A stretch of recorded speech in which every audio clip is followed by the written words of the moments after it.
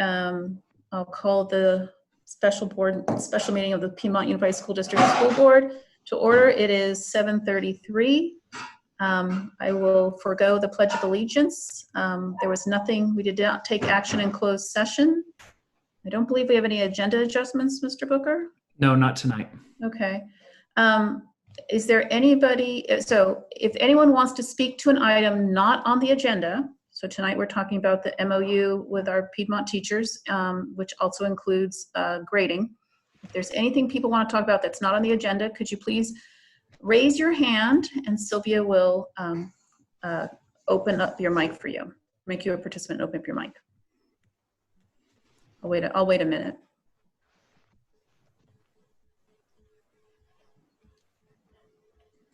I don't see any hands.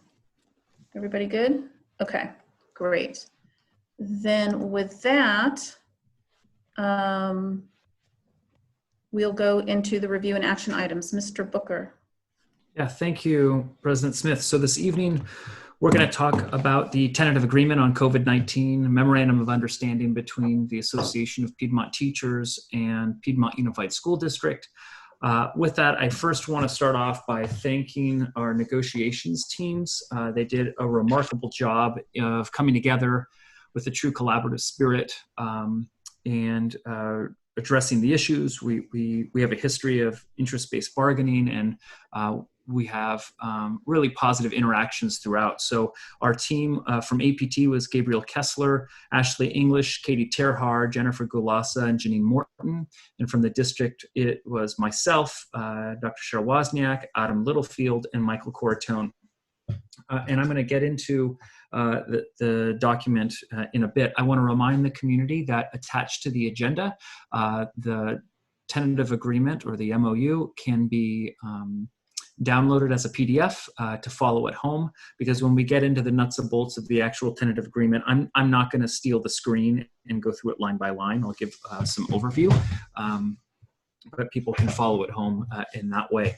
I want to start off with just a couple of opening remarks before we jump in. And the first thing I want to do is kind of set the stage for how we're going to approach this evening. So what we're going to do is I'm going to give a few opening remarks, and then I'm going to hand it over to Dr. Wozniak. She's going to give a brief presentation on the survey results, because the parent survey results and the teacher survey results have shaped our thinking and our approach around the MOU and a lot of topics that are found within.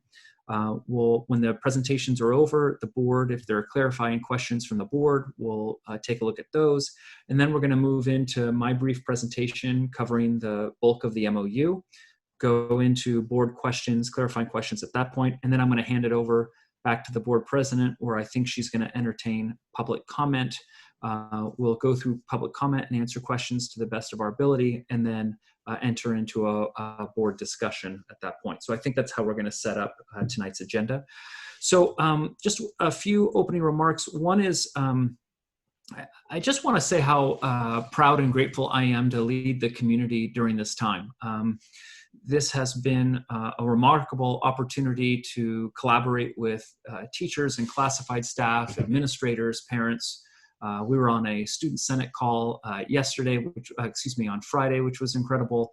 And I am, while I wouldn't say this is fun in any respect, it's very challenging for lots and lots of people. I am proud and grateful to lead the community of educators and learners and families at this time.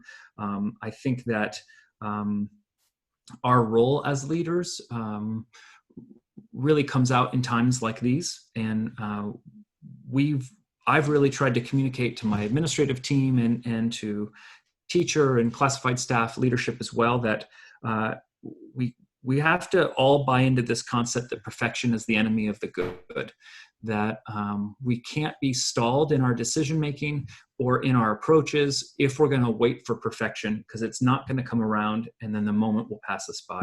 And we'll always be clawing and striving and never quite getting there. So I've really pushed this mantra of perfection is the enemy of the good, and we're going to keep trying and iterating our ideas, our approaches throughout. That doesn't stop with an adoption of an MOU today. I mean, we don't know what the future holds for us. We might come back to school at some point and then have to be out of school again, depending on how the waves of this virus affects the Bay Area, the state of California, and the nation. So I don't look at what we're doing today as a short-term issue. I look at it in a sense as to a certain degree, as a dry run for something that we may have to do or think about as time goes on. So thank you for letting me lead the district at this time, and I'm super grateful for all the partnerships, because I certainly don't do it alone.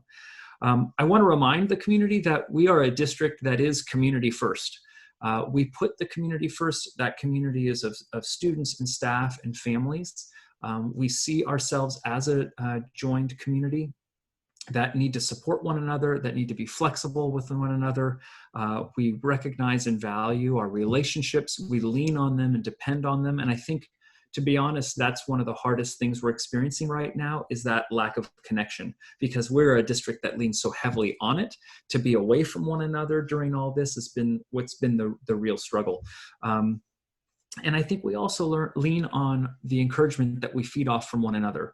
And so this is where I've tried to encourage, whether it's students, staff, or families, to do the Zoom calls, to really check in with one another, to encourage one another, because we can get really bombarded with a lot of negativity and negative news, and we need to be filling up our cups with all that encouragement as well. So again, I'm grateful to lead, and I think the overarching message that I want to send to families and students is that we as a district are growing into this. That, of course, we were not going to be perfect. I do want to call out that we were one of the first districts to move toward a school dismissal and school site facilities closure. I appreciate the board and their thinking around that. We were one of the first districts to jump into distance learning. We still have districts around the state of California and even neighboring districts in the Bay Area that haven't even started their distance learning yet with students and staff. So I want to acknowledge that we've jumped in very quickly. And when you jump into anything quickly, it's messy. And I just appreciate our staff jumping into the messiness, being okay with it. And I really, truly believe that over the next 6 weeks, we are going to be growing into it. I want to remind the community that none of us as educators got into this business to teach remotely. This is not what we signed up for, and yet this is where we are, and we acknowledge that and accept it. But this isn't or wasn't our training, and we have to train into it. And I have an unbelievable amount of faith that our educators can do this work and are doing this work and are only going to get better at doing this work over time. And I hope that we can revert back to kids in the classroom and staff in the classroom and all that connections. But where we find ourselves today, I think that we're going to grow into this work, and we're going to come out the other end a much stronger community because of it. Okay. So with that, big thank you to the community and the board for everyone's patience. I'm getting lots and lots of emails with a lot of questions. We're going to do our best to answer questions tonight. I'm not going to be able to answer all of them. And as they come, in my evening communications, I'll continue to try to answer questions or give updates along the way. So with that said, I'm going to jump into introducing Dr. Wozniak. She's our Assistant Superintendent of Educational Services, and she's going to review a slide deck on continued parent feedback, because at our last meeting we did some of the things that are working well, I believe. Now we're going to, from the parent perspective, we're going to jump into some of the things where there are challenges. That'll be a small part of the presentation, and then we're going to jump into a larger part of the presentation around teacher feedback as they're navigating distance learning. So I'm going to hand it off to you, Cheryl, and then I'm going to steal the screen and put the slide deck up.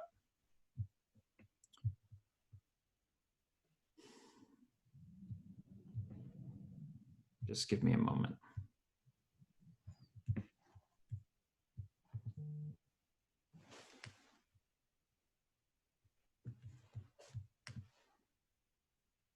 Give me a thumbs up if you can see it. Are we good? We can see it, but Cheryl, you're on mute. Oh, okay. So thank you for that. Okay, I'll start again. So just to say thank you, and just to start by letting you know that you will see quite a bit of text on the slides. I apologize for that, but that just mindful that there will be folks who want to take a look at this, and it'll be posted on the district website. So bear with me in some of the parts. All right, so as Randy said, he's just gonna be advancing the slides for me here to get us to, we asked the question then, what's not working for your children or for you to our parents? And I summarized these. The following 3 slides are summarized by elementary, middle, and high school. So starting with elementary schools, the parent feedback. So, you know, what's not working for for students, we heard already, and I know that some changes have been made, and that's around providing more structure and helping our students organize themselves. And that, of course, varies to the degree of the age of the child. We are hearing you loud and clear that more frequent or longer live teacher contacts is a very beneficial thing. And so I know our teachers in week 3 and 4 have increased that.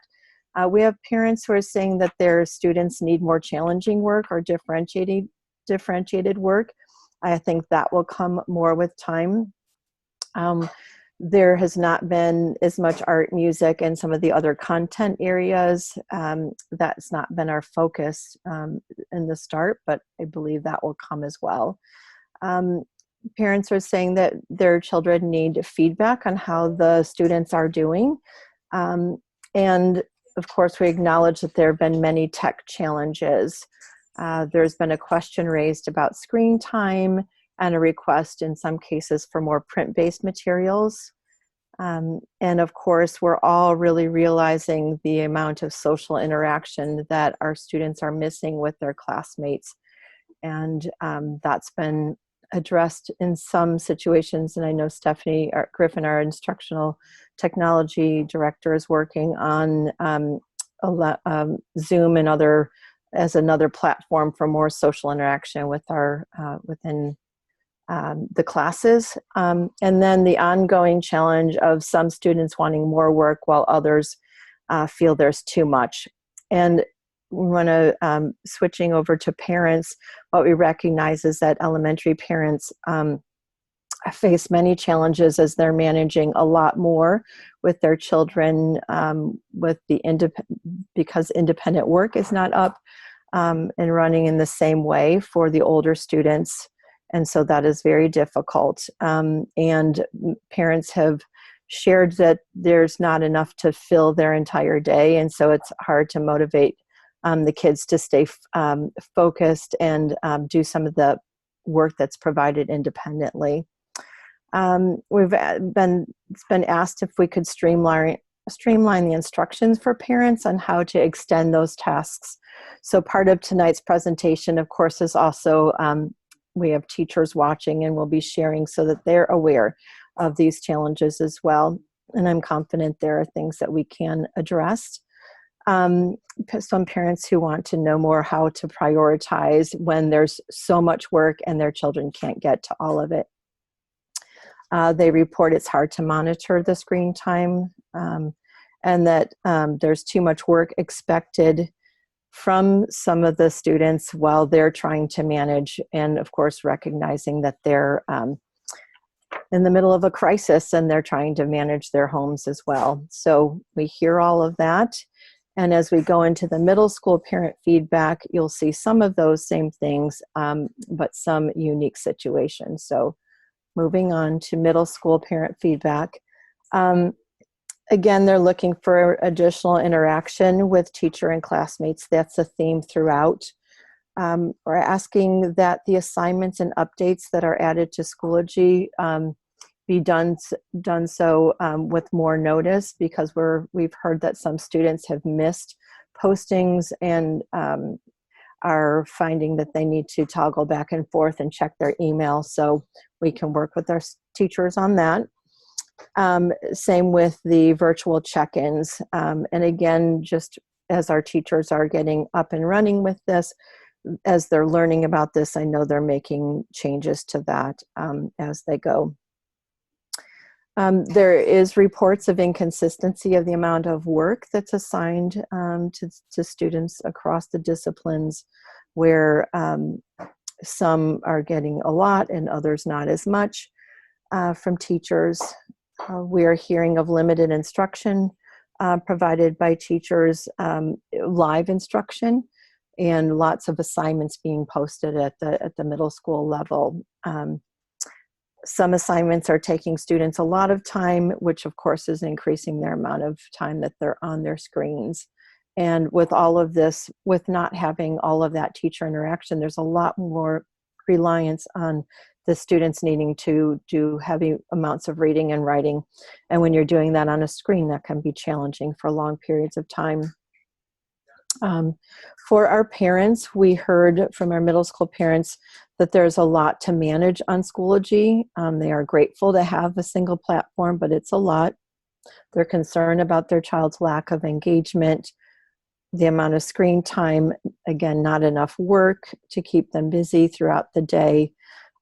Tracking some of the communications that are coming in different places have been challenging, and not having as much synchronous or live class time, they report as a challenge, and they're hoping to get more teacher feedback on how students are performing, because students are turning in assignments but not always knowing how well they're performing. So that's a summary of middle school parent feedback. And then moving into high school,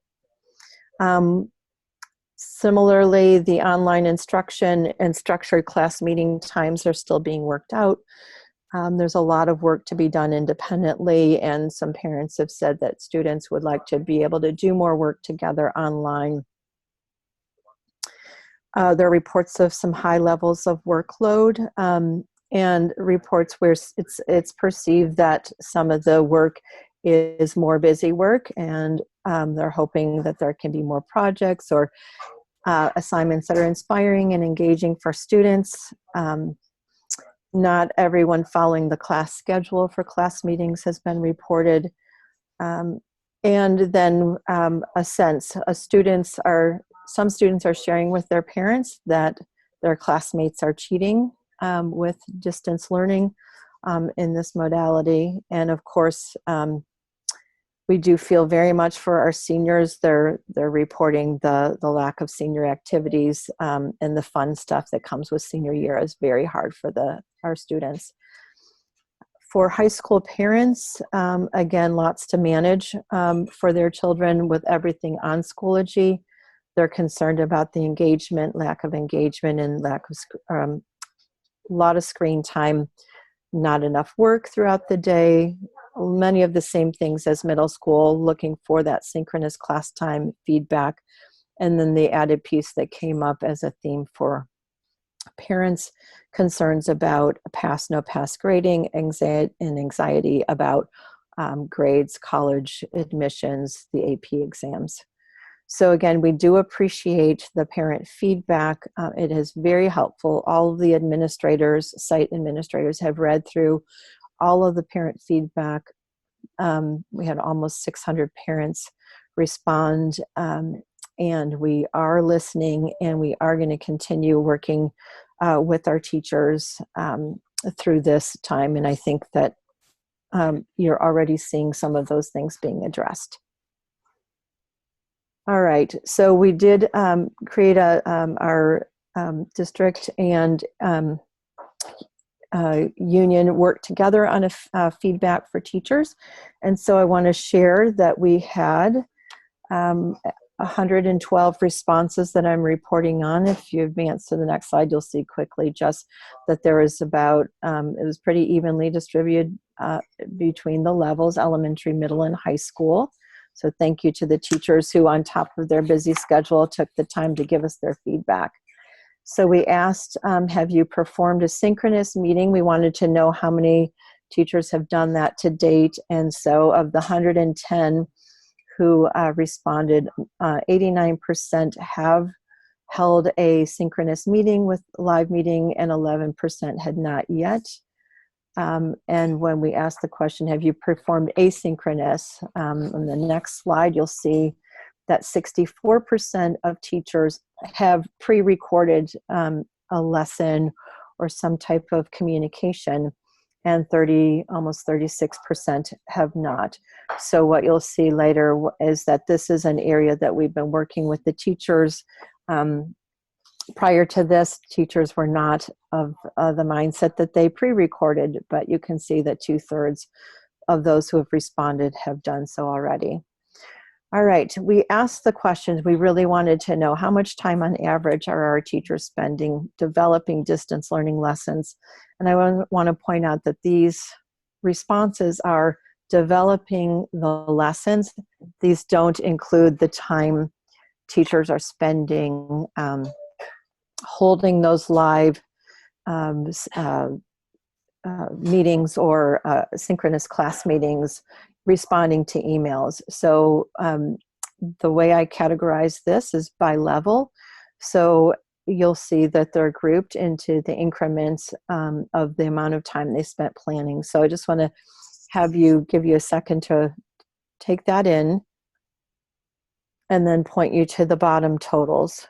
So 17 on the low end of teachers who spend 1 to 2 hours. I want to point out a few things that I noted from the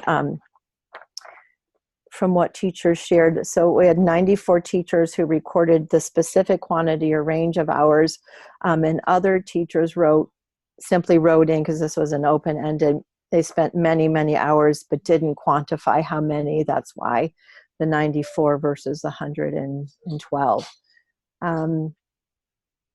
I want to also point out that we have many teachers who work part-time. So when you see 1 to 2 or even 3 to 4, several teachers noted, I'm a part-time teacher, so they might work 40%. So you can expect that they have less and fewer classes to plan for. That said, I had several teachers who work part-time who said that they're spending the amount of hours they would spend if they were working full-time. Some said it's been many hours getting started, and they do expect that in the upcoming weeks that it will be less, while others said they're worried that when they're expected to provide the new instruction, that could actually go up. So what you see is a high number of teachers who are in the 5 to 6 and 7 to 8 hour range, and that's just planning for distance learning. Okay, moving on. So we asked the teachers, though, what is working for you? Because we wanted a chance for them to let us know what has gone well and have them feel the success. So you will see that very much they report in the same manner as parents reported for their children and for them, and that is those synchronous live meetings with students are going well, and the teachers love being able to see their students and talk to them. They miss them terribly. They also feel that the asynchronous lessons are a positive thing, especially we talked at the elementary level where they can post the assignments in their Google Classroom, and then parents who have multiple children can sign the children on and go in and access those videos and that the teachers have recorded when it works for their families. The tech trainings and tech supports have been super valuable, as has been the collaboration with our grade level teams, both at the site level and tri-school. That's been a very helpful thing, and they're relying on each other, and we're encouraging them to do more of that, especially as they're gearing up and planning for new instruction. Read alouds and other ways of connecting with students and having their voices recorded has been positive.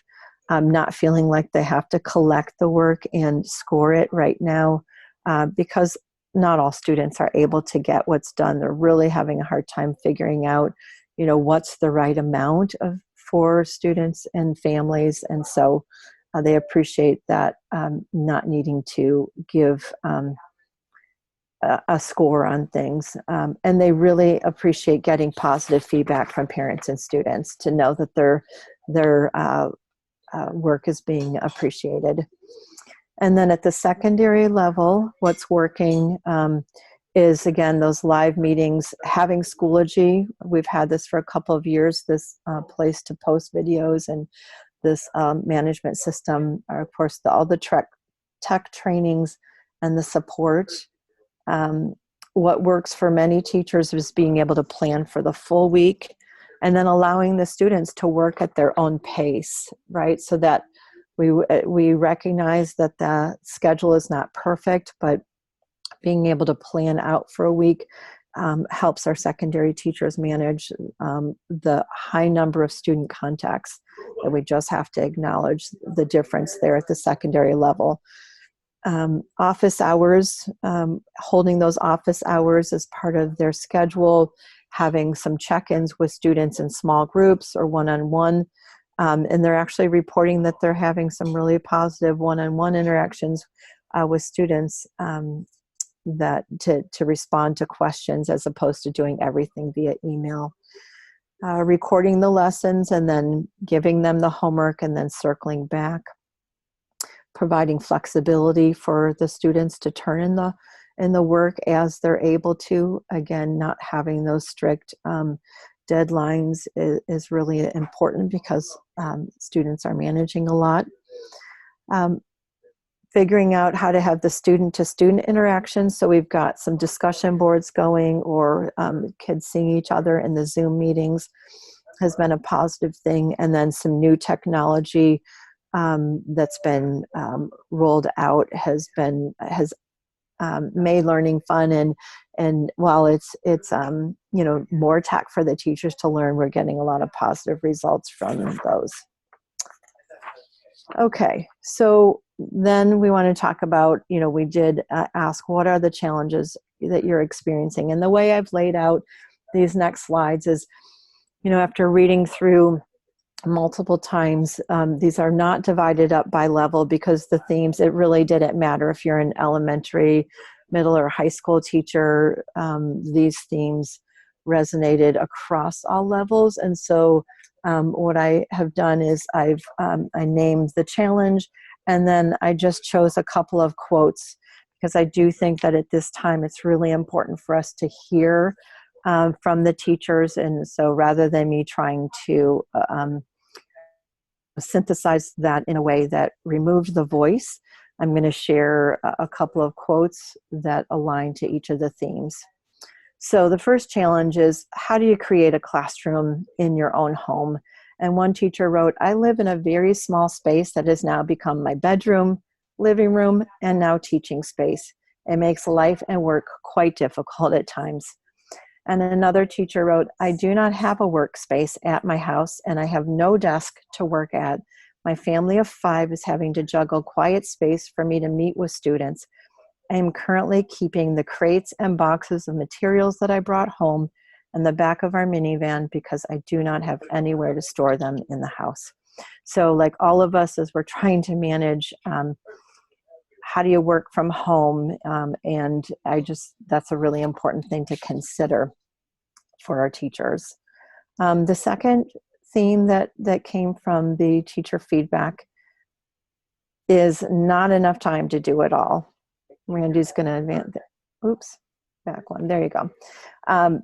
We know that our teachers have high expectations of themselves, and they're trying so hard to do it, but they just can't. So one teacher wrote, almost everything I do requires learning new technology or learning how to present something I know how to teach in person into something that can be done online. So even things I know how to teach are taking me hours as I first figure out how it translates into online work, then learn the technology to do that. And another teacher wrote, there is just not enough time to plan and prep meaningful learning activities, meet with my class, meet with individual students, grade level team members, school-wide staff, our instructional leadership team, and then care for myself and my family in a way that feels healthy. All right, so time, that commodity that we wish we all had more of. The third one is balancing work and home life.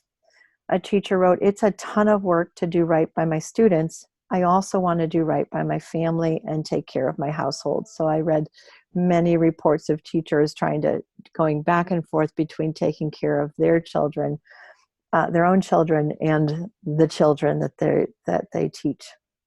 So a teacher to that end wrote, "It's extremely challenging to teach 2 different grade levels to my own children while trying to research curriculum, watch technology trainings, attend meetings, respond to parent emails, record read-alouds, and write daily letters to my class. I'm barely able to hold it together each day." And the fourth theme, of course, is learning new technology. Learning so much about how to use all the technology and still not sure how to provide meaningful live lessons with such young primary students. So of course, teaching our K-1-2 students through technology is difficult. And this teacher, I thought, captured what probably many are feeling, which is absorbing all the options and tools and info, which is so much content and training in the emails. I've learned how to use Screencastify, Google Hangouts, Flipgrid, which are all easy.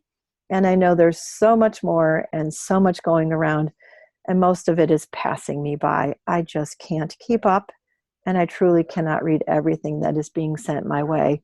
And I think many of us are feeling that. I don't think there's a day that goes by that my inbox isn't flooded with more people wanting to help and give me tips, but I think we're on overload at this point. So related to technology, there are technology glitches. So we know that Schoology is having trouble keeping up with traffic on the site.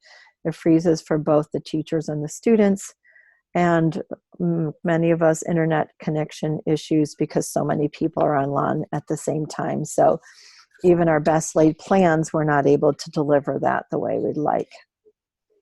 All right, number 6, managing high expectations from parents. So we have a lot of teachers who are really feeling this need to meet the expectations of our parents. They want to do all that they can, but one teacher captured it well. She said, or he said, "We are spending a lot of time fielding emails from parents about expectations and guidelines. We especially spending a lot of time trying to deal with feedback from the vocal minority of parents who want more. I recognize that administration is doing a lot to protect us from this onslaught, but I really wish we had taken time to just all get on the same page while not teaching at the same time." So again, we're all very proud of the fact that, March 16th, the first day of closure, we were passing out Chromebooks and doing a lot, but we have several teachers who are saying, it is a lot, and they just didn't have the time to plan thoughtfully. And so all the emails they're getting have been a lot, although we know that they're good intentions. The next one is they are managing high expectations from all of us as administrators. And one teacher wrote this in the context of how they're feeling about what's been communicated since the closure. The teacher wrote, "I feel that I am expected to replicate what I do in the classroom, which is impossible with this method of instruction, especially in such a short turnaround time. The amount of time needed to do this with the time frame we have is unfathomable. The few videos I have uploaded to the online classroom have taken a significant amount of time to plan, record, upload, and prepare. A 5 to 10 minute video can take anywhere from 30 minutes to an hour in behind the scenes work." So we do hear you, we understand, and I just want to say how much we do appreciate that. All right, moving on. Finding the right balance of workload for our students. All right, so we're all struggling with what is the right amount. One teacher wrote, "No matter what we assign or how much we connect with students, it seems that some families are not satisfied while others are overwhelmed." And another, "My class has varying levels of skill as most do, and there's a huge divide between some of the higher performing students and those that need additional support. Differentiating work online while also being concerned about student skills of simply accessing content is beyond overwhelming. And I'll say our teachers do really well with this in the day-to-day in school setting, but to try and manage this remotely is extremely challenging. All right, we have a few more. Number 9, there are concerns about the lack of student engagement. So a teacher wrote, students who are not keeping informed, not reading their emails, and not attending their meetings with me. So we have some students who have yet to log on, and we don't have that level of engagement. It's been difficult to connect with students. We can't require attendance, and we can't require the work. And finally, sometimes I feel like I'm talking to a void. Not all kids are responsive. Some are missing in action. Many have expressed how hard it is to be organized on their own, despite the structure I try to provide. And I miss that human interaction. All right, number 10. Unfortunately, sorry. Lost track. Okay, here we go. Concerns about grading. Like the community, our teachers have concerns, and they've posed lots of questions, and we've heard concerns. One is concerned that with pass, no pass, they'll see many students not engage at all. But they're seeing many stressed out students who report being in front of a screen all day, and that's not healthy either. Another teacher expressed concern about the idea of offering students a choice of letter grades versus a pass, no pass. They're concerned this will create confusion, inconsistency, inequities, and a whole host of other variables that will disadvantage our students. And finally, one said that the reason I support letter grades is because I want to honor the hard work many of my students have already put into school, assigning all kids with the same rewards. Assigning all kids with the same rewards the slackers and will make the hard workers wonder why they tried so hard. So just want to acknowledge within the teaching community that there are concerns about all of the different approaches we could take to grading. All right, unfortunately, we've had some behavior from parents that I need to call out because it has really added a layer of stress to our teachers. Here's what I'm referring to. One teacher wrote that parental overreach and the way that I have been spoken to by parents during this time has made it very difficult to put myself out there and take risks with the way I'm going about educating the students. I've been subjected to scrutiny and condensation the entire way, which has caused alarming levels of anxiety and reduced me to tears on many occasions over the past few weeks. And another teacher wrote that the amount of parent emails demanding more and telling me how I should be doing my job from home has been really hard. This has created a huge level of stress. I put my heart and soul into teaching, and the parents leave me feeling like I am never doing enough. This is exhausting and truly sad because I love my kids and I'm doing the best that I can. I would like the administration to send out a message to the parents about the way they speak to the teachers in our district. And honestly, reading that, I thought what I needed to do was just acknowledge it. I know that there are parents and teachers listening, and we just ask that we all continue, like Randy has said, to be patient and to know that we're all managing a whole lot during this crisis. All right, number 12. Our teachers miss their students, they miss their colleagues. It takes a lot of time to change in-person lessons into online learning experiences, but we all acknowledge it's not the same as being with your students. And one wrote, I feel very disconnected to the school community, as does everyone, we realize. And finally, the life stressors due to the COVID-19 crisis. So one wrote, I have other stressors in my life, such as probably being forced to move out of the state because we can't afford to live here as my husband has been laid off. And second, I fully believe we should be working and doing our best for the students, but there also needs to be the understanding of how hard this is, not only trying something new and completely the opposite of what we usually do, but we are also in crisis dealing with a major trauma. So those are all of the different themes that came up from the teachers. I want to end though by saying that our teachers do appreciate our work, and they have, it was really nice to hear their appreciation. They appreciate words of encouragement from us at the district level, and thank us for stepping up, making decisions. They're experiencing a lot of crazy unforeseen issues, and acknowledge that we put together these plans quickly and imagine that we're all going through these challenging times.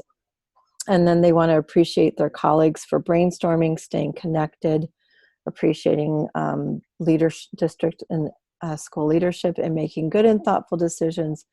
And again, I'm going to end with echoing a huge appreciation to the tech department for literally making remote learning happen overnight. And that is a summary of all of the teacher feedback and the parent feedback.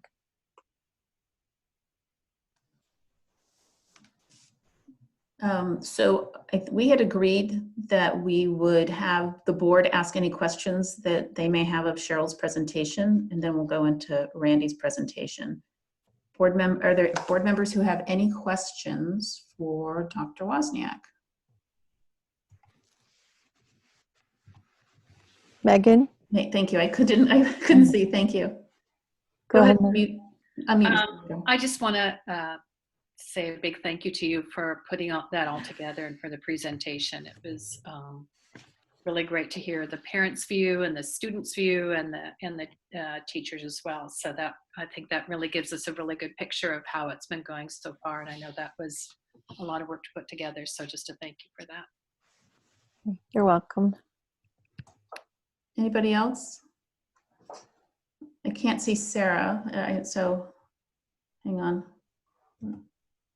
Sorry, and apparently I have an unstable internet connection, so it might go in and out a little bit. Hopefully we'll be all right.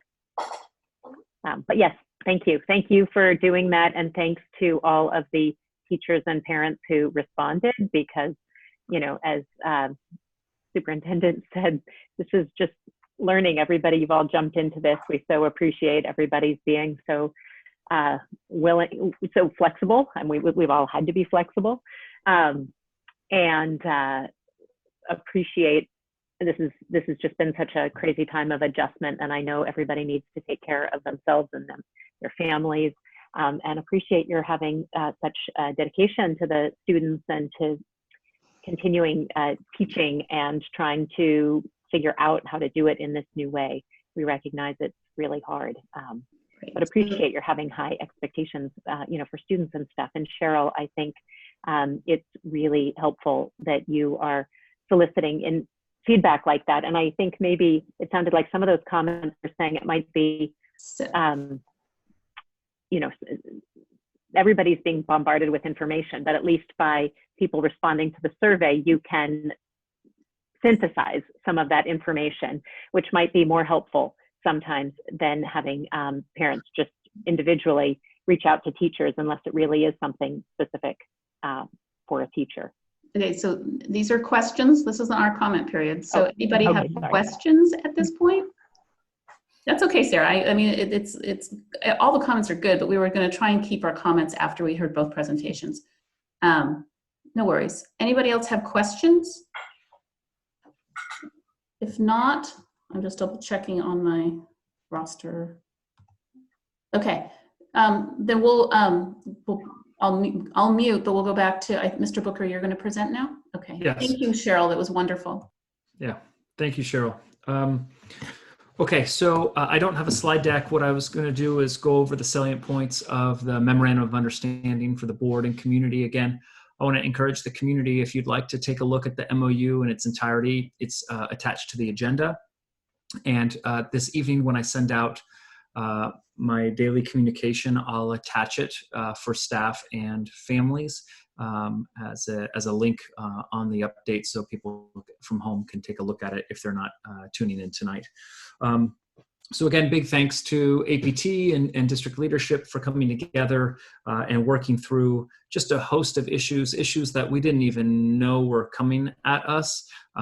This is not to say that this MOU supersedes or takes over our collective bargaining agreement. That's not the case. We still have a collective bargaining agreement. It's in place. And we look to it. It guides and governs the way we operate with one another. But this memorandum of understanding stands to support some of the issues around changes in working condition due to the COVID-19 landscape we find ourselves in. This is a memorandum of understanding that, if approved by the board this evening, would be in effect from today through June 30th. And if we had to make changes or adjustments after June 30th, depending on where the world is at that point, we'll come together and do that. So I'm just going to start on the first page, and I'm only going to read one part from the first page, and that's the district's goals for distance learning in priority order. And while we didn't have to negotiate this part, I'm really encouraged that APT bought into this, saw these goals in this priority order the way we did. This was not a hard discussion at all to have. It was a great way to kind of kick off our negotiations. And so it reads, again, in priority order, number one, to provide opportunities for students to maintain social and intellectual connections within their school communities. And again, we tried to mirror our strategic plan in bringing these issues forward. Number two, to provide opportunities for practice and engagement in the essential learning and core content standards already taught to keep students from falling behind. And number three, to provide opportunities for new instruction and supports on the essential learning outcomes in literacy and math in elementary level, and at the secondary level, essential standards in each content area. So those are the goals that are driving us in the development of our distance learning. I'm going to turn and go just through the headers, because I'm not going to get into the details about a lot of these things, because I don't necessarily think the community tonight is here to go through salary, benefits, and leaves, or adjunct duties and committees, right to bargain, return to school, and safety conditions.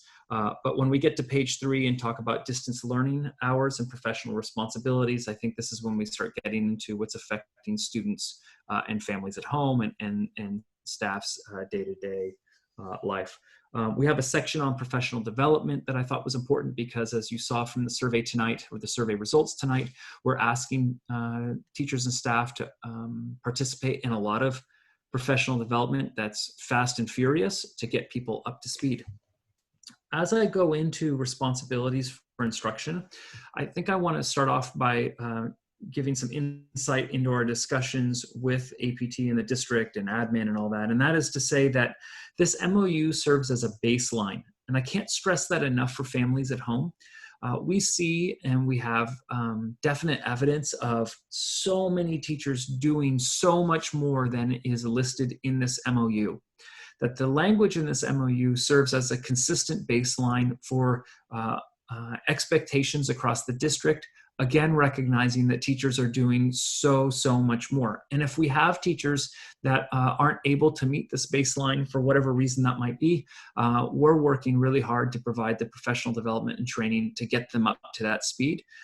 But it is important to recognize that this is a baseline and teachers are doing a lot more. I want to point out to the community that we've got this kind of digital divide, even with our staff. We've got our teachers that are digital natives. They've walked into distance learning and game on.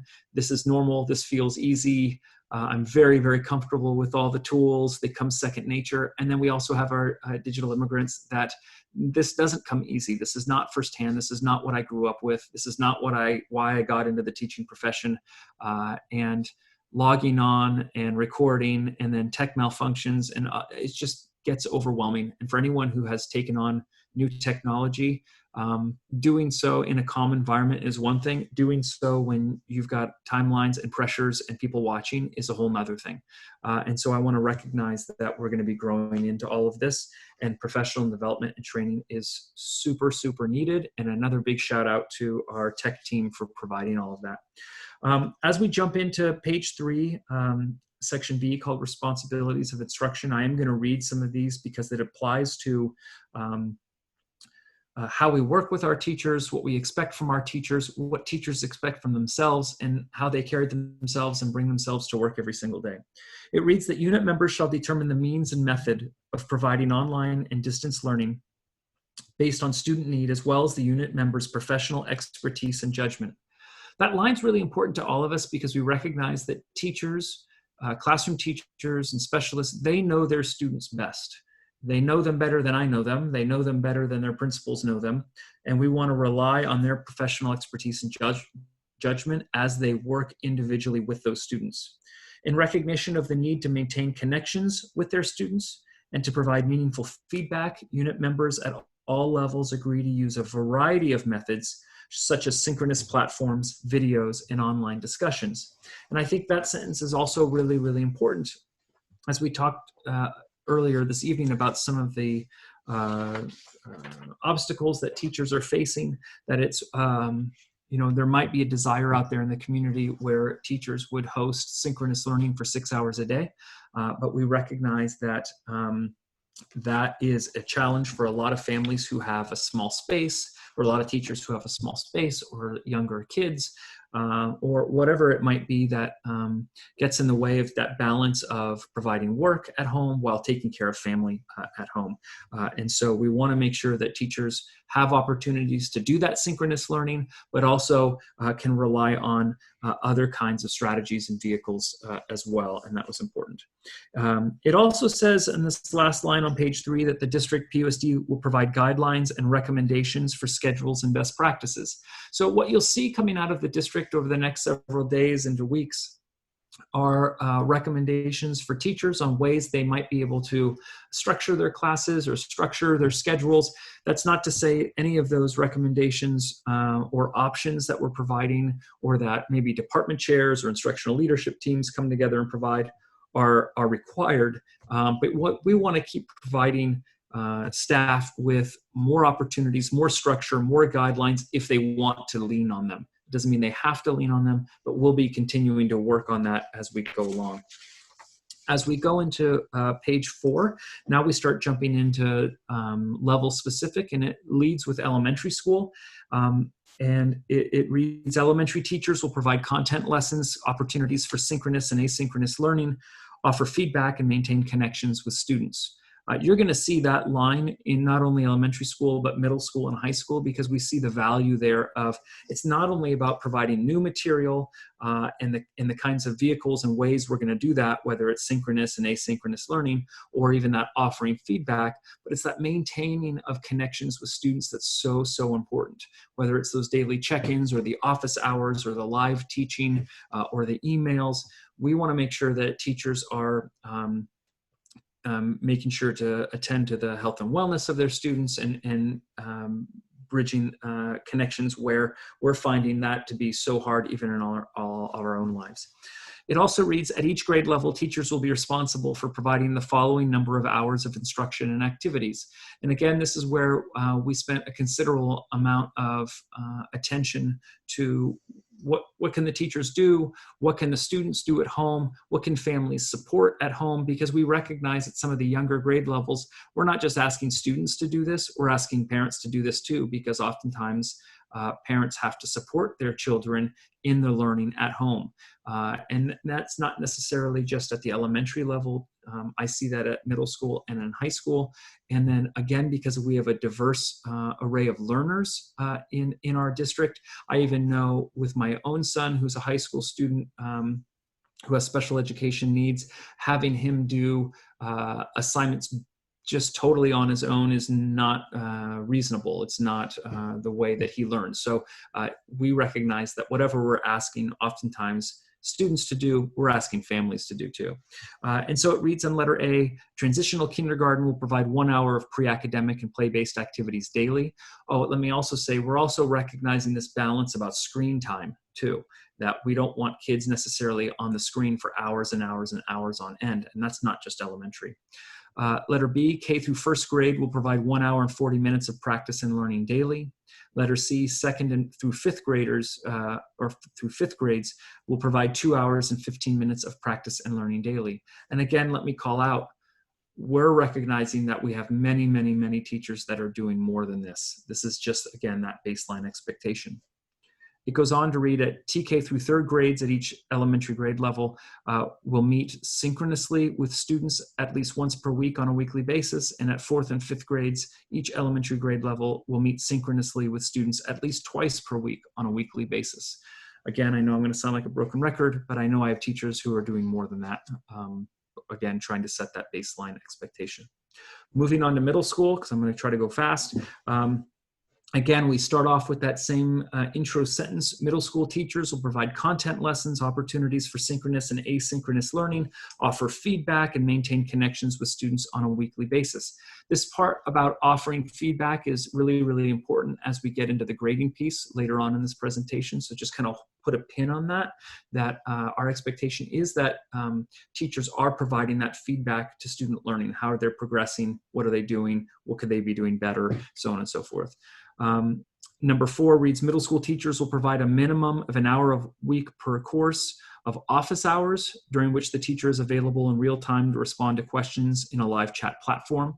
So again, really trying to bridge that connection gap and making sure kids and teachers have a time to connect, ask questions, get feedback, get support. And then number 5 reads, middle school teachers will provide 1 hour of instruction and student activities that will not exceed 2 hours per week per course. And we're trying to line that up with the homework policies that currently exist under normal times at the middle school. And so that can easily add up for like an 8th grader that has 7 classes up to 14 hours of instruction per week.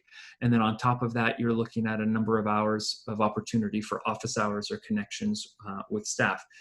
So it does add up, and we all, again, are trying to be mindful of that screen time as well with middle school kids. Next is, or last is high schools. Our high school teachers will provide content lessons, opportunities for synchronous and asynchronous learning, offer feedback, and maintain connections with students on a weekly basis. High school teachers will provide a minimum of an hour per week of course of office hours, same as middle school. And then number 8 reads, high school teachers will provide 1 to 2 hours of instruction and student activities that will not exceed 4 hours of student work per week per course. We're recognizing that we have some students with 7 courses, some with 5, and we want to make sure that whatever instruction and daily activities we're providing, that they're doable and attainable, especially as we go into what our recommended grading structure is going to look like at the secondary level. Okay, page 5 is actually really, really important because it gives an agreed upon secondary schedule for instruction. Why this is so important is because what we found early on were, and not really at anyone's fault or anyone's doing, but teachers and students were kind of stepping all over each other on when people wanted to meet, when assignments were due, when live instruction was given, when check-ins could occur. And so we saw right away that we needed to develop a schedule to try to organize students' lives and teachers' lives when they're working with their students. So you'll see a weekly schedule that incorporates those office hours, that incorporates staff meetings or department meetings, gives a lunch period, but also shows students when they can anticipate things happening for their different periods throughout the day. I'm going to move on to grading. Okay, so this was a lot of discussion, a lot of feedback. I appreciate everyone's feedback from the community, from teachers and staff and students, and I know it's been heavy on the minds of so many people. I think it's important to recognize that while teachers at all levels retain the sole right to determine grades, I'm really appreciative that APT came together with us to negotiate a uniform practice or uniform recommended practice across the district. We didn't want a situation where we had some teachers giving letter grades, some teachers giving credit, some teachers giving pass, no pass, and then we've got a problem with consistency across the district. So the only way to address a uniform grading policy is to negotiate that through an MOU. And I'm pleased to say that we were able to do that. We've got a couple of layers here. One is what we call Progress Report 6, which a lot of people, I think, still refer to as third quarter grades. We recognize that those were due. Teachers submitted actual letter grades for Progress Report 6, and those were inputted into Infinite Campus by teachers. What we're recommending in number 3 is that at the high school and middle school levels, all students will receive either a pass or a no pass for what we call Progress Report 7 and second semester. And at the high school and middle school levels, the passing grade will be considered as a minimum of 70% of assignments completed by the student. So I'm going to just pause there for a second. This has nothing to do with accuracy. This has to do with completion. And at the same time, we recognize that we wanted to do what we could to keep students engaged in the learning. And as idealistic as sometimes I can be, I also recognize that sometimes students need that carrot or need some kind of motivator to continue to be engaged. And so we wrote this other section where it reads, well, it reads 70% of assignments completed by the student and determined by the teacher as sufficient progress, meaning a teacher can receive an assignment from a student, and if that teacher deems that that assignment was not done in a good faith effort, meaning they didn't put any effort into it, the teacher can return it back to that student and say, you know, Randy, because it probably me, Randy, you need to try this one again. And so what we're really focusing on is that good faith effort by that student and the opportunity to complete assignments and turn them in. It reads under 4A, teachers will not assess students through the use of a letter grade. However, teachers, as I said, will expect students to demonstrate a good faith effort toward their schoolwork. When teachers determine that an assignment has not been completed sufficiently, they may ask the student to redo or revise the work to be marked as complete. Teachers will check for completion and may provide feedback like I talked about earlier, but they will not provide points or a letter grade on assignments. So if I'm turning in a math assignment and it has 20 questions on it, yes, I might get that returned to me by the teacher, and he or she might put comments on what I did right or what I did wrong or what I need to correct, but there will be no score at the top. There'll be no 12 out of 20 correct. There'll be no percentage. There'll be no letter grade, any of that. The feedback that students get will be truly just that, feedback about what they did well, what they need to improve, and where they may have made some mistakes. Okay, so that's grading. Like I said, we went back and forth around this grading issue at the secondary level for quite a bit to try to find what we thought was doable, equitable, and fair. And I really appreciate the UC CSU systems and private colleges coming out with their admissions criteria under this COVID-19 landscape. It helped us very, very much in our thinking. We recognize that at this point, the letter grade, and I think UCs and CSUs and private colleges are acknowledging the same thing, that that letter grade lacks integrity in this moment. And that's not to say it lacks integrity because I think students are cheating. That's not what I'm trying to say. It lacks integrity because colleges and school districts are recognizing that there's no way for us to ensure with any kind of fidelity that teachers are able to cover all of the content standards, one, that students are able to truly and entirely access distance learning, and three, our normal system of letter grades, how can it truly be a reflective of student mastery when we're not able to even ensure that we're covering all of the content standards or that students are able to even access. So our concerns are around access and equity. We have, like we said earlier, such a diverse array of learners in our district that we have to attend to, whether it's English language learners, students with 504 plans, special education plans, gifted learners, and everything in between. And in this time of COVID-19, it's certainly a challenge to hold to that integrity of a letter grade. We know that there are concerns around GPA and the effects of GPA for our current juniors, sophomores, and freshmen. And again, I fall back to the communications that we put forward from UC, CSUs, and private colleges, and what we're seeing across the country in their ability to look at second semester grades as a wash. Now, with that said, I want to continue on to say that letters of recommendation for college admissions play such an important and vital role. And what I would recommend or encourage is that if we have students that would like to highlight their progress 6 grades, or what we call as third quarter, that's something they can talk with their individual teacher or their counselors about, and discuss, can that be mentioned on or in their letter of recommendation. Oftentimes, colleges have different online portal submission policies on what can be uploaded for college admissions. And while we can't shift the transcript to reflect third quarter grades, it doesn't have the ability to do that. It only accepts second semester, first semester, second semester grades.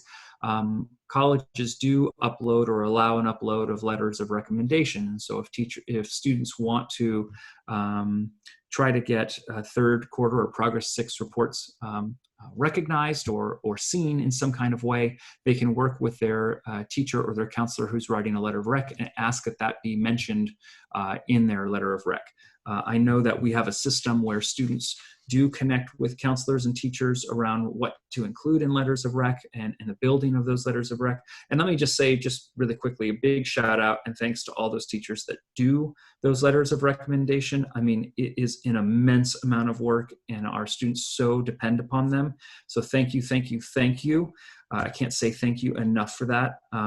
But that is one way for students to try to talk about their Progress 6 efforts along the way during this time.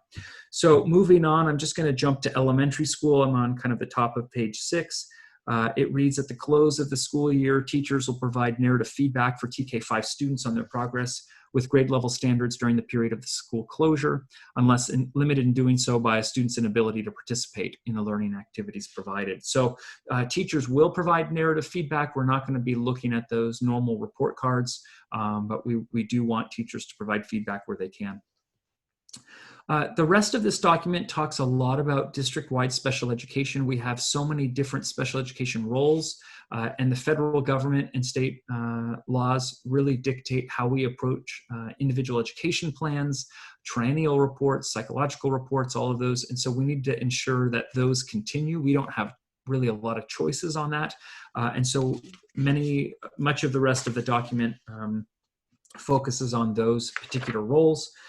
And I'm not going to go through them all tonight, but, and then we hit the last page, page 8, where we talk about timelines for evaluation and came to agreements about how to handle staff evaluations for this year and giving options for completing the evaluation this year, moving it to next year, or even using part of this distance learning as a component of this year's evaluation. So, okay, that was a lot. I try to go quickly. If there, I'm sure there's gonna be lots of questions. I'm happy to answer as we go along. So thanks for the time. Okay, so before we go, thank you, Randy. Thank you. And also thank you to the teams for such an amazing job negotiating under stressful circumstances around COVID and the time constraints. So before we go to, we'll make comments, but first, any questions to Randy about anything he's presented, then we'll go to public comment, and then we'll come back to board discussion. So any questions for Randy? No Megan, no Corey, no Andrea. Thank you. No Sarah? Okay. So since we have no questions, I will ask, is Sylvia looking for raised hands? Yeah. So if you go into the participant screen, you can raise your hand I believe, and indicate that you want to comment, and Sylvia Eggert will unmute you and you can make a comment. I'm asking that you keep your comments to 3 minutes. Hopefully fewer if you can, but 3 minutes, and I will just set a timer just so we keep track of that.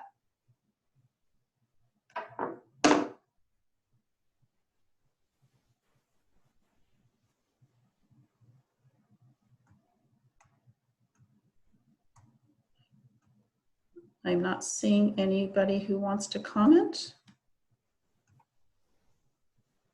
Is anyone? No comments at this time. You don't see any either, Sylvia? No. Okay. Anybody see?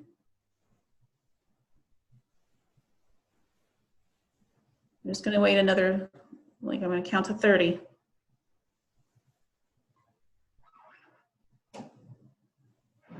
Oh, we have one, Margaret Hiller. Thank you. I will allow her to talk. Okay, thank you.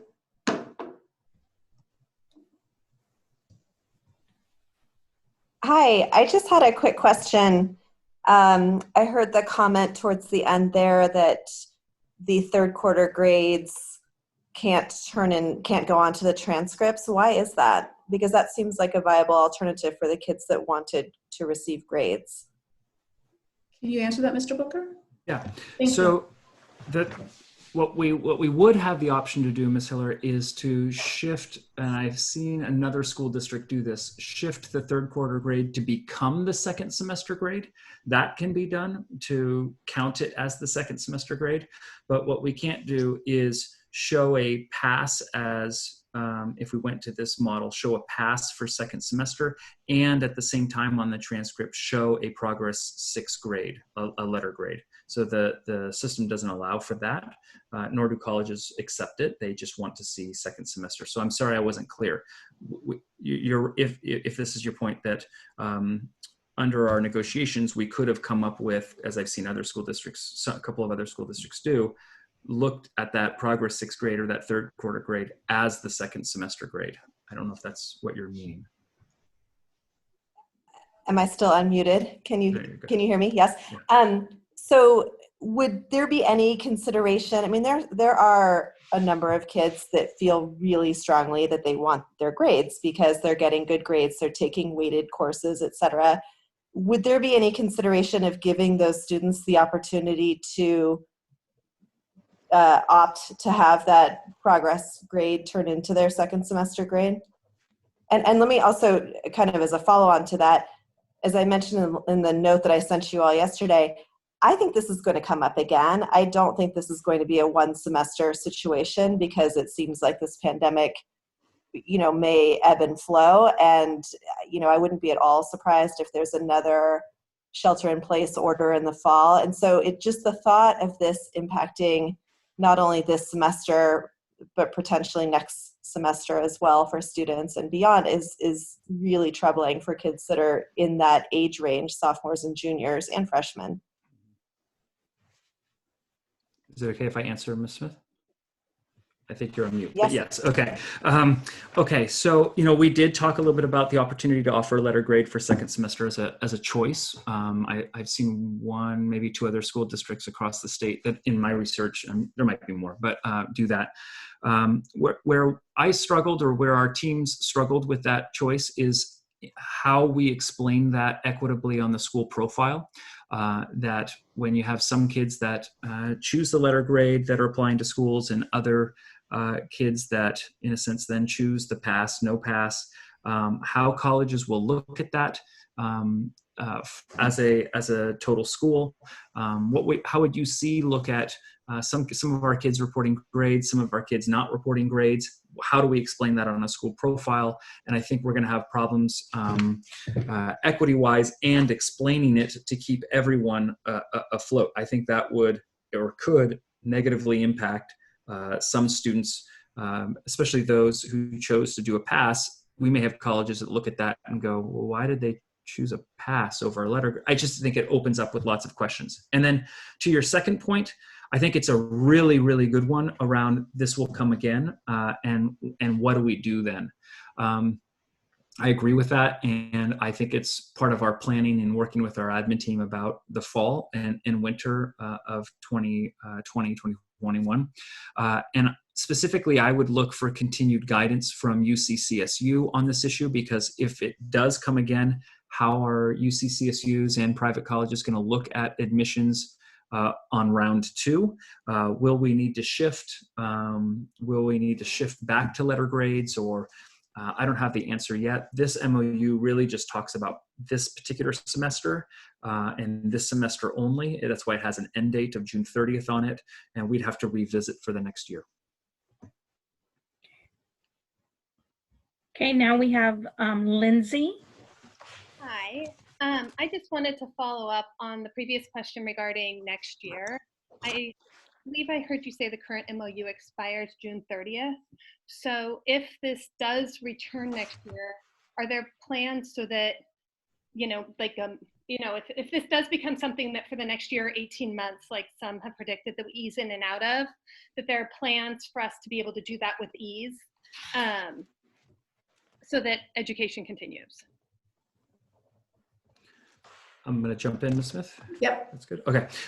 So yeah, we want, I don't know about jump in with ease. I don't know if any of this is with ease, but we definitely want to jump in more prepared for sure. And I think this over the next 6-7 weeks, it provides us with a lot of practice.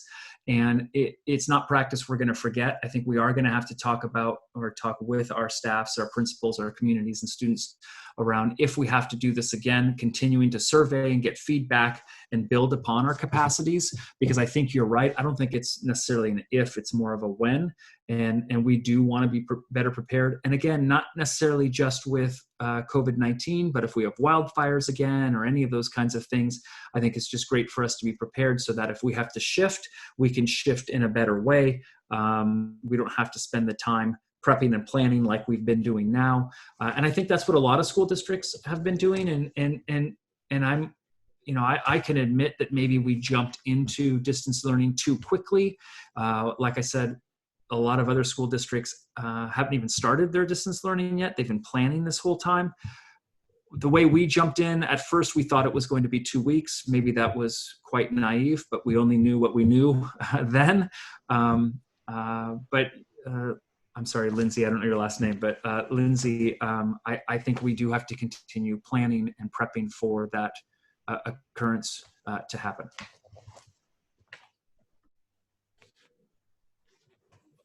Any other questions?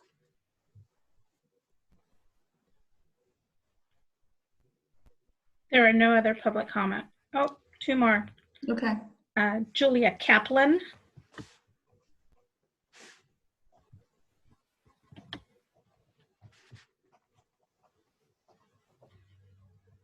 I think she's still muted. There we go. Go ahead, Julia. Hi there. Thank you, everybody, for all the time and attention to all of this. Randy, I was actually just hoping you might kind of just do a retranslation of what the MOU means, in particular for the high school students. And in particular, what I'm hoping you can translate is, what is the accountability or the obligation of the teacher to the students from here on out for the school year?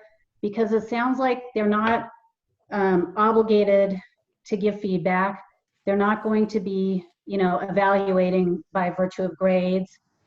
There's very little teacher contact in terms of what's, there's just very little teacher contact or kind of requirement, as I kind of heard what you were describing in the MOU. So I guess, and there's also not really and it sounds like there's not any longer sort of an obligation to get through a certain amount of curriculum or content for a given subject. So I guess if you could just rephrase or translate, like what can the students expect from the teachers from here on out? What are they going to be, what's their kind of part of that? What's their part of the bargain?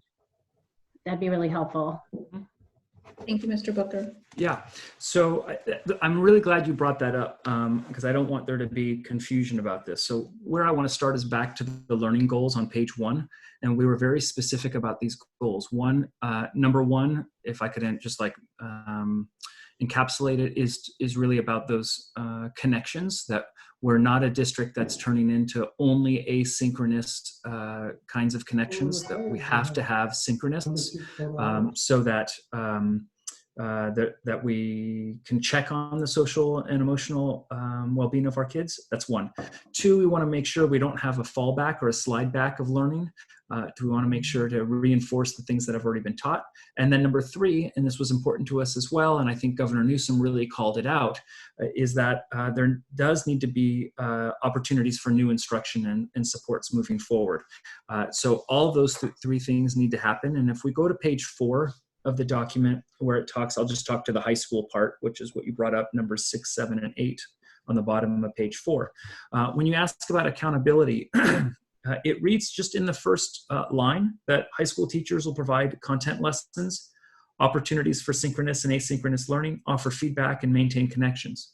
So my expectation is that those things are going to happen, that they're going to offer feedback. And if we're finding that feedback isn't offered, then that's not following the baseline of this MOU.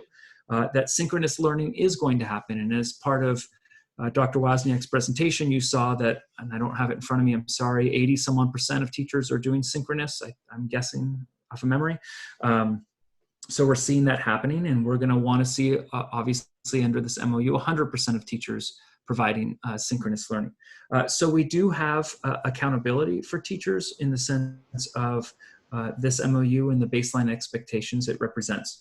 And then from the student point of view, we have accountability in that students are checking in, students have opportunities for office hours, that there is not exceeding 4 hours of student work. So that all takes time on the part of the teacher to develop and deliver. And like anything in this district, we'll hear about it from families, and especially I want to hear from families if students are experiencing over 4 hours of student work per week, especially as we enter into the next couple of weeks where it's predicted or projected that we'll see that spike in COVID-19. I'm so thankful and grateful that we're not, at least it's not being reported, we're not seeing lots of students and families or teachers and staff for that matter coming down ill or sick. But I think it's something we have to prepare for in the next couple of weeks or months, and how we'll respond and react to that. So I do believe that there's accountability, and I think we'll continue to work with teachers, support teachers, so that they can meet these baselines and beyond. One thing I might suggest is to survey the students in a week or two. They were not included. And I also think there's an opportunity for some of your questions on the surveys to be a little bit more precise, because with all due respect, for example, the synchronous question, a teacher could have had one synchronous session, which in my student's case, there's been that where, there's one, so they were able to say, yes, we've done that.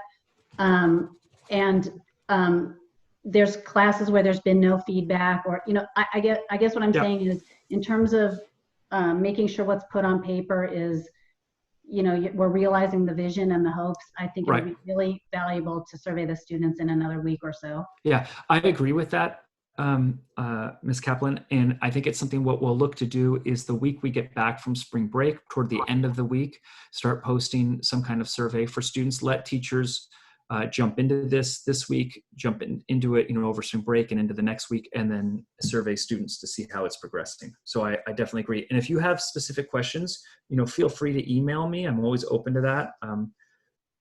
Sometimes it takes a village when it comes to developing these surveys. So all right, thank you very much. Yeah. I think there's one more. No, there's 2 more. Emmy Weisner. Thank you. Hi, thanks so much. Thank you guys for all of the work that you're doing on this. And to echo everyone else, not letting the perfect be the enemy of the good enough, just trying to understand a couple of things about the MOU. Is there any particular significance to the June 30th date being like about a month after school was expected to end? Is there something further contemplated in that month, realizing there's so much uncertainty we don't know? And then related, well, perhaps not relatedly, just curious, will there be an opportunity for I think for elementary parents and perhaps all parents, just thinking about, how do I know my kid's on track, right? We're doing the work, but my looking at it isn't the same as a professional looking at it. Will there be is there some thought about some opportunity to assess, is my kid where they should be roughly by the end of the year? And then related to that a little bit, should we be all maintaining the work in an organized manner? Is there some expectation that we're going to need to provide it to someone, either for school funding purposes or otherwise, I guess? Okay, so I've got 3 questions in there.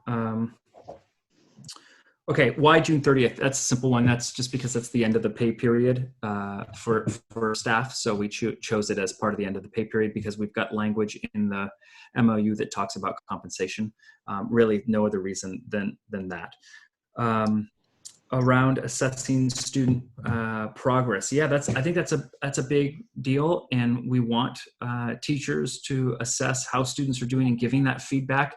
And if we go back to the goals that we outlined on page 1, it talks about teachers really looking at these essential learning and core content standards, because we recognize that in the normal progression, and I'm kind of making this up for example's sake, right? If I'm an English teacher between March and the end of May, I would have covered 3 more units. I'm making this up, right? 3 more units to close out the end of the year.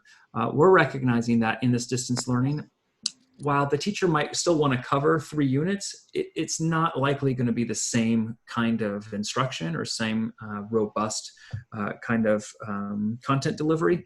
And so a teacher might shift to 2 units, or even in those 3 units, look to scale back. So whatever teachers are assessing, we want to make sure they're assessing on those, whatever they've decided as, hey, these are the things we're going to end up covering over the next 6 weeks, 7 weeks.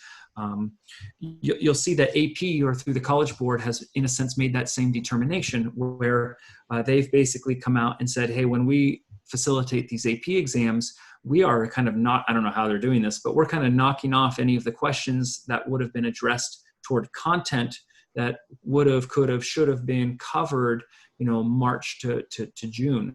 And they've knocked that off, saying that we're only going to ask questions on content that's been covered up to March. And while we want to do some of that, we know we're going to provide new content, but we want to make sure teachers are assessing the progress of that new content specifically to what they've delivered. It's not going to be like a teacher takes out their normal test that they developed for the middle of May and here you go. I don't see that happening. And then the last question is, should we be keeping track for funding's sake or any other sake? We've had lots of questions about this to the county office and to the state. We're very cognizant of making sure we get our funding and all of that. So the answer is no. We're actually going a step beyond than I think is required, in that we continue to message that if students are ill to the extent that they can't participate in distance learning, we're asking families to make that call to our attendance line so that we can track it. It's not tracking for funding's sake at all. It's tracking so that we can have a sense of how many kids do we have ill. If we were to come back before the end of the school year, am I going to be coming back at 60% student capacity, or where are we? So we want that sense for us. But the state has been very clear that they've already collected their attendance figures for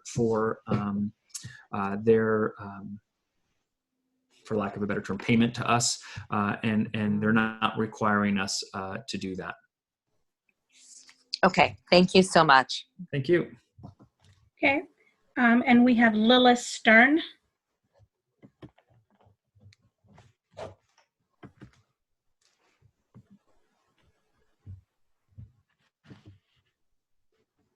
Go ahead, Lilith.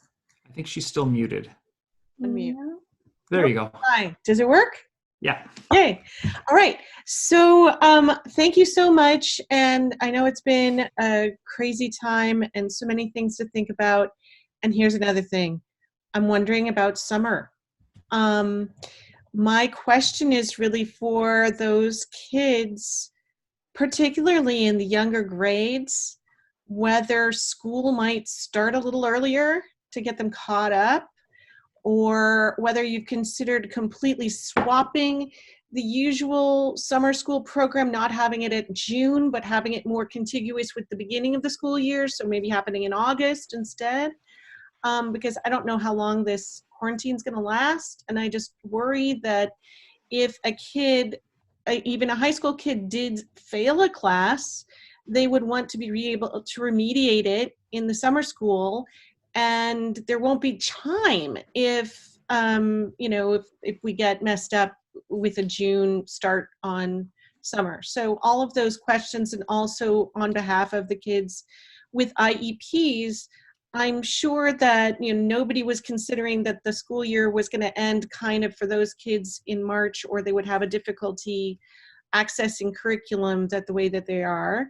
And so perhaps more of them than usual would qualify for summer instruction. Mm-hmm. Lots of things. Yeah. Is it okay if I jump in? Yeah. So Lilith, great questions. These are all things we've been thinking about, and I want to back up the question because you came up with some solutions, and I want to kind of just explore the question a little bit more to what we're thinking about. As I just pointed out to I think it was Emmy, this idea of how we're assessing student progression and looking at the content standards and essential learning standards. We recognize that between March and June, what we're able to deliver via an educational program, that there's going to be teaching gaps and learning gaps. There just are.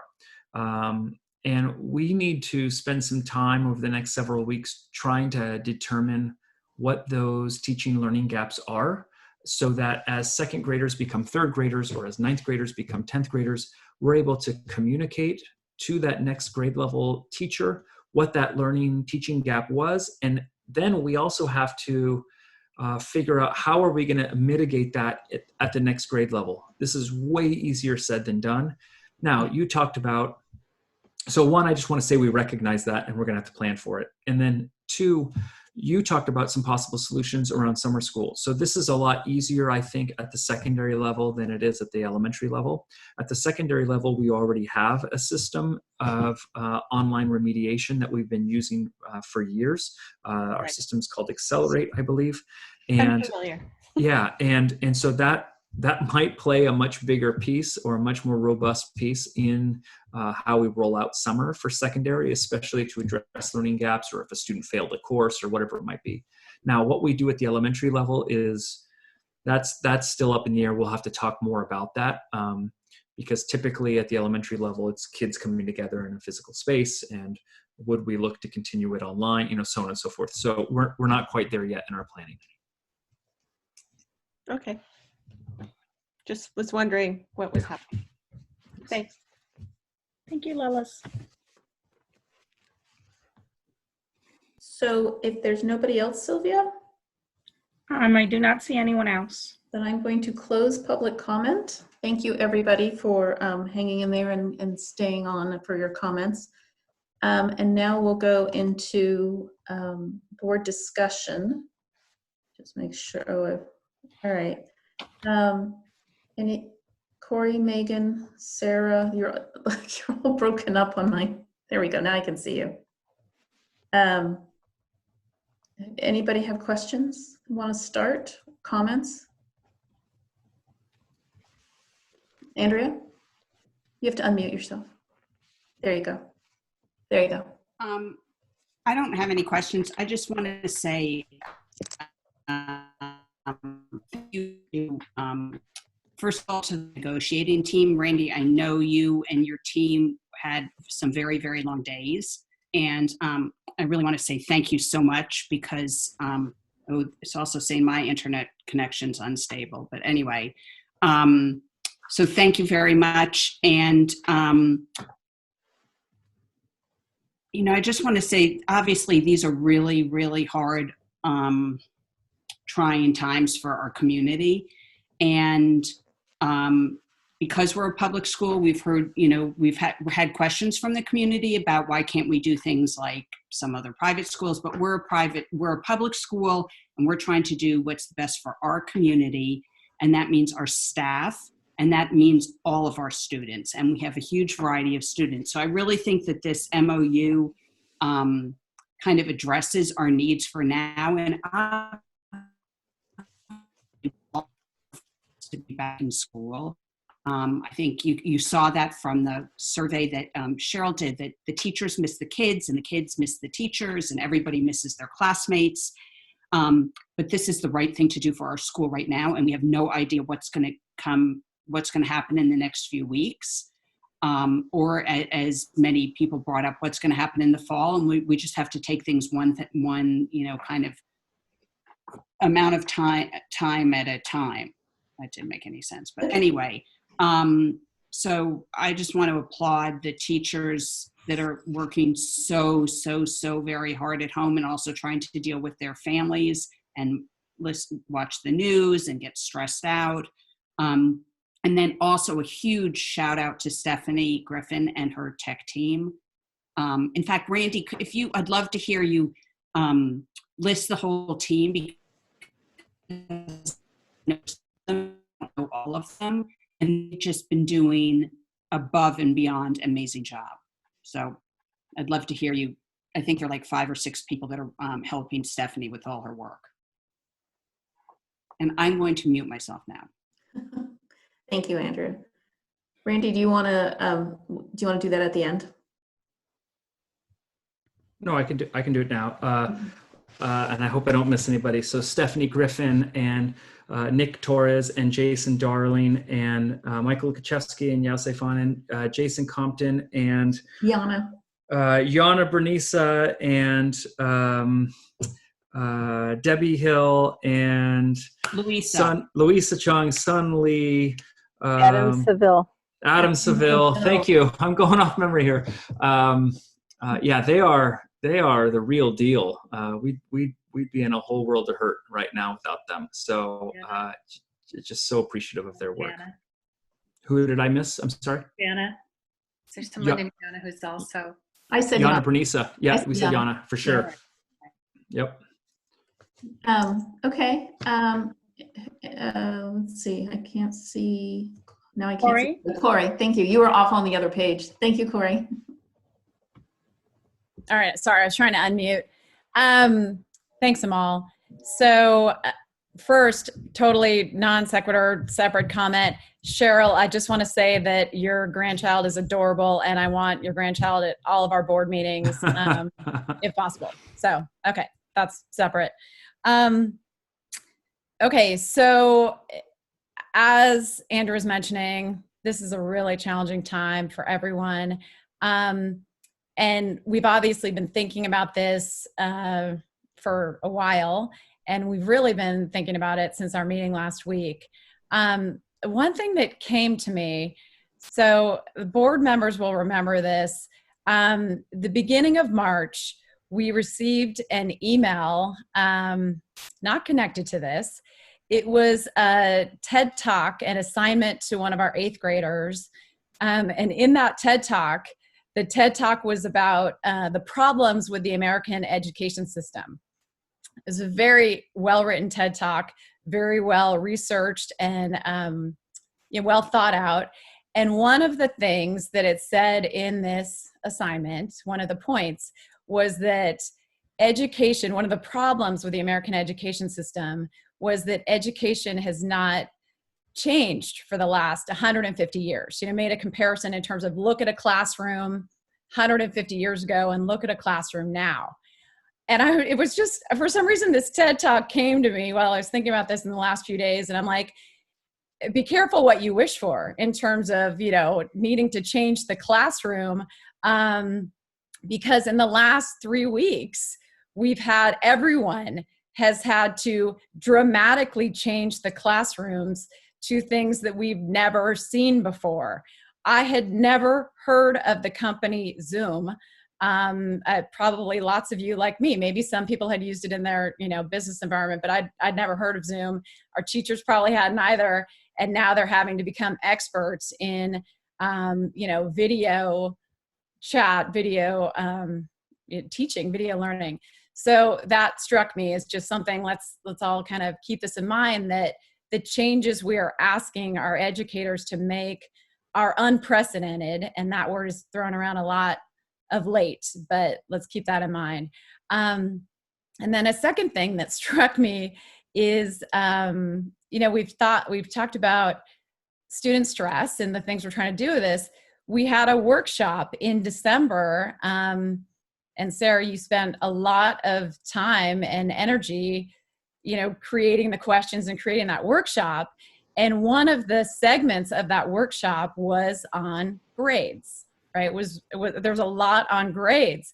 And a lot of the feedback that we got during that workshop was some of the problems with grades, right? Some of the things that have become problematic in terms of what it was doing to how students saw school, and how students were in this mode of just doing school, right? They're just trying to get the grade. They're just trying to get that extra point, for their resume, for their transcript. So all of this, just think about this a lot over the last, fair bit of time. And I was trying to think of, can we take what's come to us and can we turn this around? Can we try and come up during this really challenging time and create some sort of silver lining? And Randy, you talk about being an optimist, and I'm usually not that optimist in our meetings, but I'm going to try and channel you for a second and think about this. Can we look for opportunities where we can try things out this quarter in this educational revamp that has been foisted on us? Can we give students and teachers the chance to be creative? A lot of times in our normal everyday school environment, there isn't that opportunity for creativity. Maybe now in Q4, because of the challenges we're facing, they'll have to be creative, or there'll be some opportunities to be creative. Can we get our students, if we end up going to pass, no pass, can we figure out ways that our students can engage with school in new and meaningful ways so they aren't just doing school? Can we allow teachers to try new things they've never tried before? Well, they actually are having to try new things they've never tried before out of necessity. And I want to thank them for that, because I know it's a lot of work and a lot of effort. And then can we allow students to try new things and have the freedom to focus on what's important right now? So I just wanted to say that I know this is really challenging. I know this is stressful for teachers. I know it's stressful for families. I have an 11th grader. It's not going to be easy, but if we work on this together, I think we can come out and be okay. Thank you, Corey. Thank you. Megan or Sarah? Megan, I didn't see anybody's hands up. Do you have anything you guys, either of you want to say, comment? You're muted if you have something, Megan. Totally agree with everything you just said, Corey. And, I think I sort of shared that before. I think at the heart of this experience, there are some opportunities for different kinds of learning. And I just love the whole scope of what we've talked about tonight, where we've really heard the concerns of the students and the parents, and also really heard the voices of the teachers of what goes behind the scenes of creating a lesson. Because I think as a parent or a student, you wouldn't really appreciate or understand maybe what went into that little 15-minute clip. It's sort of like seeing a TV show or something, where it's not just the half-hour TV show, it's the writing and all the aspects that go into it. But You know, I really appreciate that having an MOU, because I think it's going to help families, students and parents, and as well as teachers really do a reset, you know, from our temporary situation to really looking at this as something that most likely will continue to the end of the year, and help us really embrace this remote learning as sort of a long-term way of doing school right now with the adaptations that we're having to make. And I'd love to see us, you know, give the district and the educators and all the specials that support the classified staff and the resource specialist, really give all of us time. You know, if families could give us time to really take this MOU and then progress with it in a really thoughtful way. And I would love to see us have some time to allow everyone to do some really thoughtful planning to be able to carry on with this through the end of the year. I think that's all I had to say. But again, just a big thank you, like everyone said, to the team that put this together. I know you spent like 9 hours solid, all of you working on this together. And I just really appreciate the collaborative spirit between everybody that worked on it together. So thank you so much. And thank you to the families too for, you know, for patiences, the inconsistencies and everything. Everybody's just been jumping in with both feet and doing their best right now. So we appreciate the teachers' patience and the staff patience and the families and students' patience, and administrators, you're all working so hard as well. So thank you. Thank you, Megan. I just want to clarify that one 9-hour session, that was one 9-hour session among several days. So that was just the marathon session. Sarah, I'm sure you want to go next. Yeah, well, I appreciate what each Andrea, Megan, and Corey just shared. Andrea's appreciation for everyone who's involved. I think as a board member, it's so fantastic having you know, Randy as our superintendent leading this. You have been amazing and really embodied, you know, that optimism and ability to try to help people, help all of us stay positive and shift our thinking and try to embrace this really the changes that we all have to deal with at this very difficult time, and also try to be together as a community as much as we can. And Cheryl, also all of your hard work to try to you know, pull together all these various pieces and to seek out input from the teachers and parents I'm going to try not to summarize too much but Andrea's calling out some of the appreciation for the educators who are trying to make this work every day with students, and to Megan's calling out the team of APT working so hard with you know, with the administrative team on coming up with this MOU. I won't even begin to touch Corey. I thought what you said was beautiful. And that is absolutely, I think, the framework that we need to be in. I think we need to, we're all dealing in this, with this very strange reality. It feels like we'll wake up someday from this, but at the moment we have this very strange reality to deal with. And, you know, it's the Viktor Frankl, it's not the situation you're given, but how you deal with it that really determines, you know, who you are and how you go forward. And so I hope that we can all embrace a lot of the perspectives that you shared.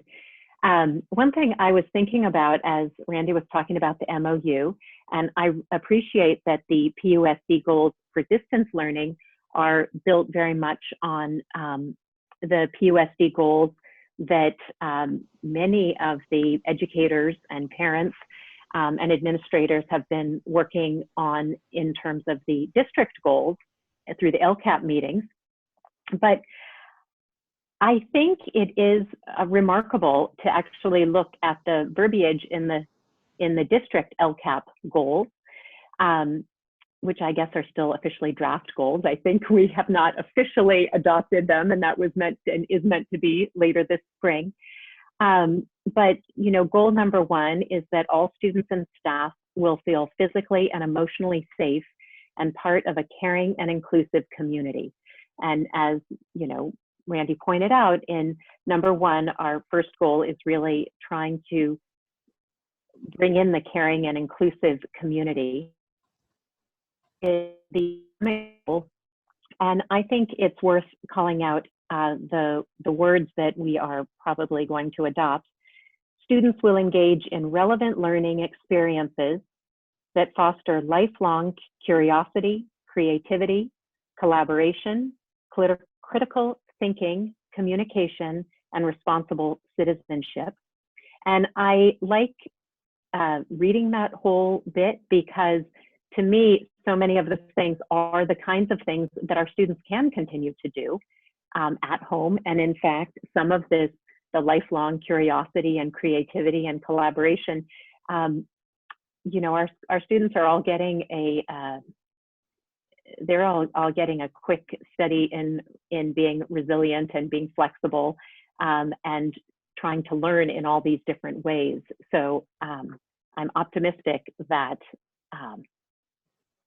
that our goal, our goal is well suited to this time, I guess I would say. And then the third goal that we will probably adopt this spring really talks about teachers and staff. And I wanted to call this out because this was really developed with the idea of trying to support teachers and staff and recognize, the importance of all of us being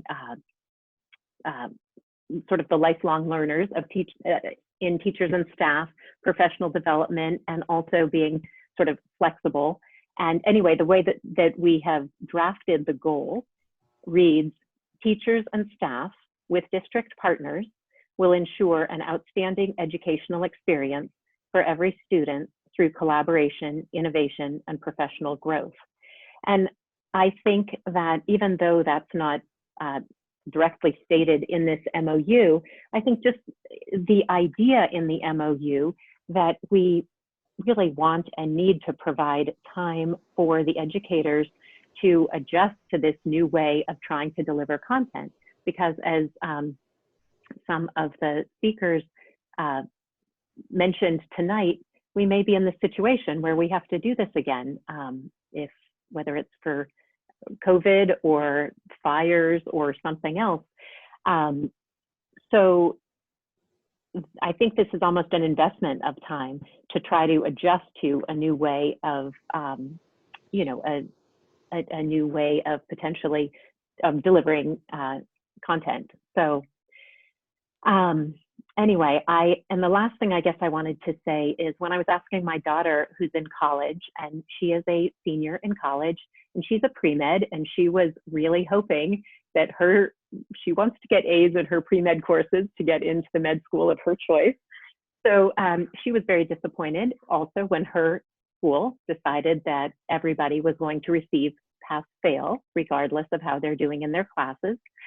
And but she has found, she's been now dealing with this for 3 weeks, and she said she has been completely engaged in her classes. And she said one thing that was so helpful for her and that she recommended, that she hopes, anyway, that she thinks the essence to staying engaged is that there's clear communication and high expectations. And so if, the teachers can communicate with students what they hope of students, and also be clear when they need a break or something for themselves as well. So just the idea of the communication, but still really retaining expectations. And I think at the same time, as parents, we need to realize that we need to have compassion and flexibility. And this is we never quite know when any of us right now might be hit with a particularly difficult week. So I think we, hopefully there will be the communication there, but also I think we all need to realize that we are in this very strange time. And so I hope that we can all try to be as positive and flexible and supportive of our students and of our educators and each other. And we will get through this. Thank you. I think everyone said almost everything I wanted to say, but we've all talked about the recognition that these are really difficult times. And I think what we've done in the last, I guess it's only been 3 weeks, it feels like longer, is all of us, whether we're in teaching, frontline or in our regular work or taking care of family, is, what we do is we show each other and ourselves how we pivot, how we learn on the fly, how we meet old and new expectations, how we juggle competing needs, how we manage anxieties, and how we try to find time for self-care and all of this. And I think I want to, Sarah, you just mentioned this, but I just want to reiterate, there has to be room for compassion and grace in all of this, the idea of patience and flexibility. I think those are really important. And I think this MOU is the result of a lot of really thoughtful, hard work in a very short amount of time, recognizing that what we do today can look different in a week or a month. I think all of us have the expectation that this is just part of the COVID path, and it'll look different over the summer, and it'll look different in the fall, and it'll look different in the winter. And I think we all have expectations that the way we do distance learning, the next time we have to do distance learning, will be built on what we've learned this go around. So I think that's all. Everyone else said everything else. Was very eloquent. I don't want to say much more on that, but I'm deeply, deeply grateful to everybody for their involvement and for doing everything they can to keep our students either treading water or moving forward, depending on where they are in their classroom work, and trying to understand it. For many people, the level of anxiety also makes it difficult to do the learning. So, okay, with that in mind, if there's nothing else, no other comments or questions, we need to have a motion, please. I can do it. So I assume it's not a tentative agreement, right? It's an agreement? It reads as a tentative agreement only because it's not an agreement yet until the board votes, right? So APT voted today and approved it, their general membership. And can you report out on the percentage passage rate? Yeah, it was over 97% passage, which was fantastic. So big, again, shout out to Gabe Kessler and his team for all the work they did in explaining it and answering questions and walking the general membership through the various points. So from the APT side, they've voted and approved it, and now it's left for the board. Okay, so I move that we approve a tentative agreement on a COVID-19 Memorandum of Understanding between PUSD and the Association of Piedmont Teachers. And can I have a second? I'll second. As moved by Ms. Swenson and seconded by Ms. Pearson, all in favor of the motion, please say aye. Aye. Aye. But you know what? I didn't see everybody. I don't think I was unmuted quickly. Okay. So aye. And any opposed? None opposed. Okay. Knock, knock. Motion carries. All right. Thank you, everybody. We have a regular board meeting on Wednesday night for those of you who want to attend. It'll be at 7 o'clock regular time. Okay. So with that, again, a huge thanks to everybody involved and for the work tonight, for the work that led up to tonight. And next week is spring break, so I hope everyone finds time to take care of themselves for some part of the time. Good night, and see you all next week.